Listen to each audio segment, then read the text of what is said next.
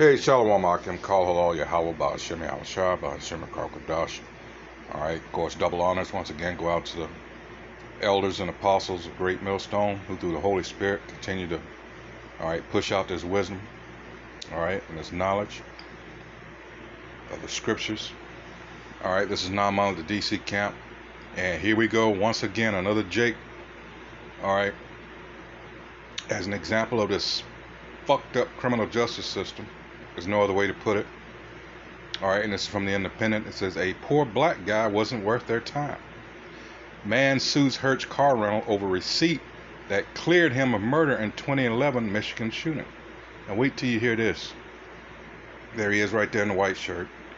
It says, an African-American man who was wrongfully convicted of a fatal shooting in Michigan in 2011 is suing a car rental company for taking 7 years to turn over the receipt that proved his innocence, claiming that they treated him like a poor black guy wasn't worth their time. At 3 p.m. on October 18, 2011, Herbert Alford, then a 38-year-old laborer, used his credit card at Hertz and Lansing Airport in the city of Lansing outside Detroit. 6 minutes earlier, at 2:54 p.m., Michael Adams, 23, was shot and killed as he ran through the car park of a mall that was a 19 to 26 minute journey by car, dependent on traffic. But after Hertz refused to hand over the crucial time-stamped receipt, Mr. Alford was convicted of second-degree murder in 2016 and sentenced to up to 60 years. I didn't stutter. 60 years. It wasn't until 2018, 7 years after the shooting, 2 years after the trial, and following multiple legal orders from lawyers and judges, that Hertz finally released a document that proved his alibi.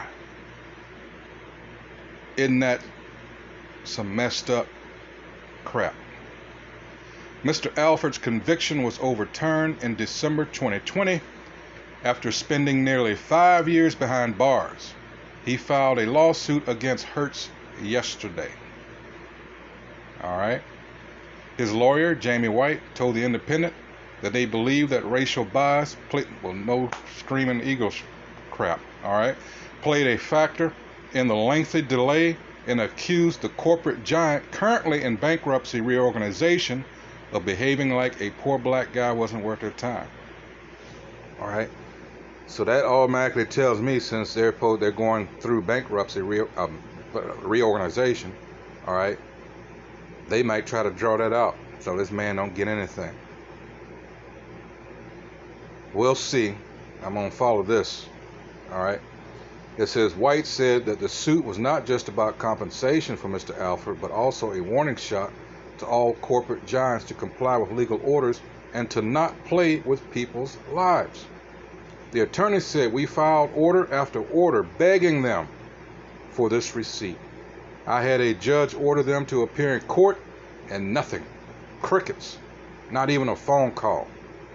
When they finally replied, they said they were prevented from finding the receipt because of technology. Did technology stop you from picking up the phone and calling me?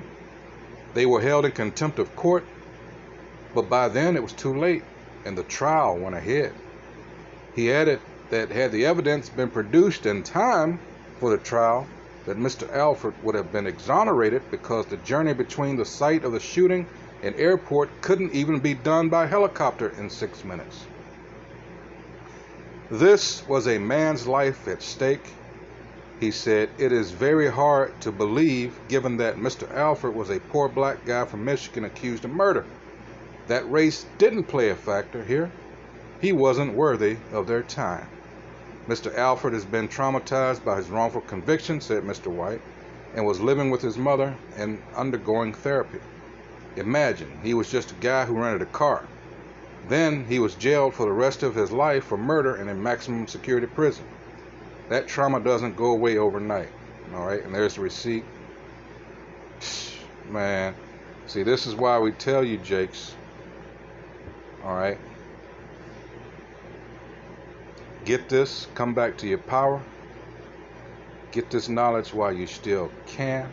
This is Jeremiah 15. All right. And 5, it says, "For who shall have pity upon thee, O Jerusalem? Or who shall bemoan thee? Or who shall go aside to ask how thou doest?" See? And the next verse tells you why it happened to this Jacob. 6, "Thou hast forsaken me, saith the Most High Yahweh. Thou art gone backward. Therefore will I stretch out my hand against thee and destroy thee. I am weary with repenting." All right? But our people don't even do that. They're all caught up in Christianity. All right? And that's your enemy's version of what is yours rightfully. All right? Christianity, as you know it, as we were taught, all right, is a perverted, twisted image of what should be. That's why you got that leprous image of Cesare Borgia, all right?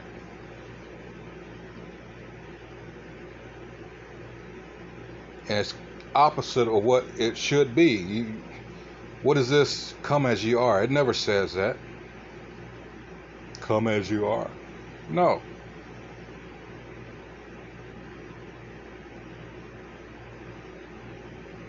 All right, and in this right here, you know what Jeremiah was dealing with his people. They were trying to hustle the Most High, so to speak. Imagine the arrogance and the very thought of that. So he was tired. That's why that last verse, the very last, said, "I'm weary with repenting." All right, because what's the use if you do that and you go back, all right, continue to backslide, all right? So now you're playing games with who you should not be playing games with, all right? Wow. Our people.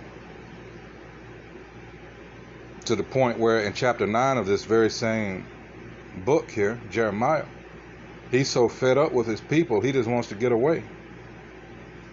All right? That's verses 2 and 3. And that's our people even to this day, you know. And these Edomites, these so-called white people, they've learned to capitalize off of that. Everybody knows who you are. All this commotion now just came through the, you know, off the presses about Vocab Malone's dealings now with the NFL trying to get players not to follow their Hebrew roots, trying to turn them back to the plantation, the Christianity plantation. Yeah, that's going on now. You wonder why that devil disappeared? Well, now you know. The chaplains, think about this. They weren't concerned with Islam or any other. But as soon as they got wind of what? Jake is learning about the Hebrew Israelites. He's trying to come back to their power. What could possibly offend somebody if a person's trying not to? That's what lets you know that this is a threat, because this is the truth, and these devils are trouble. All right? Otherwise, why would this concern them? You have, in this case, a what's his title? Teen chaplain or whatever, commune with another different team's chaplain, like, you know, we got to do something about this Hebrew Israelite thing, and then Vocab Malone is getting involved. So something's going on here. Something's got these devils rattled. What could it be? The Great Awakening. All right, but back to this Jake here. You know, we're out there on the highways and byways. All you have to do is ask questions, people. All right? All you have to do is ask. Some of you have been out of fear. You don't know any better than what you've been taught. All right? But this devil has got a hold on your mind. You've got to understand that this was strategy on their part. It wasn't an accident. This is the only nation that did what they did in relation to putting their image up as the Most High and the Messiah and the heavenly host. That's blasphemy. See, there's certain things, if you listen to what we're saying and you really think about them, and what we encourage is that you study. We're not so arrogant as to just tell you something, all right, just to tell you something. We won't actually want you to study for yourself, all right? And it's really odd that,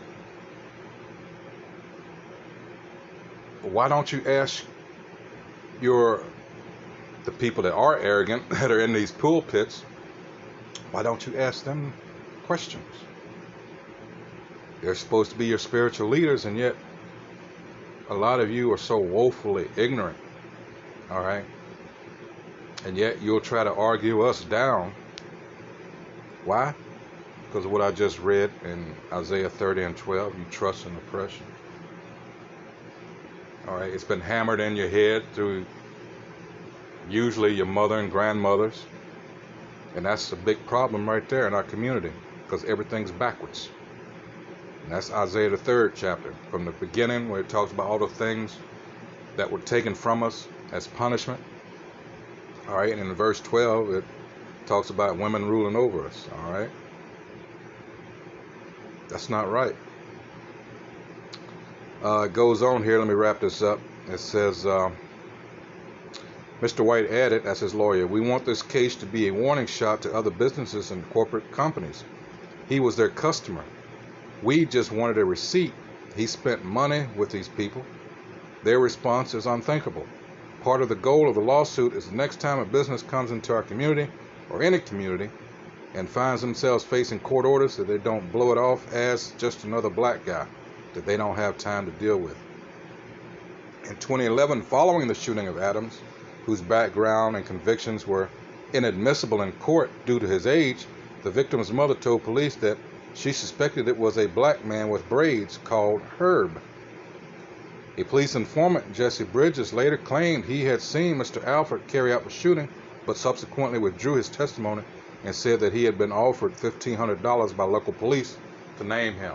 And that's another aspect of this that happens, all right, and nobody considers, all right, because they can't see that or believe that this whole legal system is just corrupt. It always has been, all right, because of the people that are behind it. They are the wicked that the Bible speaks of. All right, and let's see. Oh, wow, talking about petty. It says a car suspected of being involved in the shooting was later found to be registered to Mr. Alford's partner, Wileen Pentecost, but DNA evidence was thrown out because he regularly drove her vehicle. Then in May 2015, Pentecost's son, Gilbert Bailey, was arrested on drug offenses, and as part of a plea deal to drop 4 federal charges, agreed to testify against Alford as a suspect. Look at these. Leading to his arrest, as reported by the National Registry of Exonerations. He later admitted in court that he did not like Alford and suspected him of having an affair with his aunt, his mother's sister. Mr. White said that Mr. Alford always maintained his innocence and had asked police in 2015 to find the Hertz receipt but that the legal team did not know why this line of inquiry wasn't followed up by law enforcement. Why? Because, as usual, they got a Jake in the system, all right, and that's it. All right? They met their quota. In December last year, Ingham County Prosecuting Attorney Carol Seaman told the Lansing State Journal, "We do not believe that we can prove Mr. Alford's legal culpability by the beyond a reasonable doubt standard. Therefore, the Ingham County Prosecutor's Office is dismissing the case against Herbert Alford." In a statement to the New York Daily News, Hertz denied the delay was racially motivated and said, "The characterizations that are being alleged are simply untrue. Most egregious is any claim that race or social economic status had any bearing on our response or its timeliness. We take all requests for information pertaining to legal cases seriously. Furthermore, Hertz never solicits information about some..." What? How the fuck did it take you 7 years to respond? So that's BS. That's just a company line. All right, because they know they're going to get their asses sued off. All right, so once again, here we go. If this doesn't prove we need to get the fuck up out of here, I don't know what, more and more of this is being exposed. All right, wow, 7 years. All right, so with that, Kal Halal Yahweh, Bahashim Yahweh Shah, Bahashim Rakar Fadash. Hey, Shalom. Unbelievable.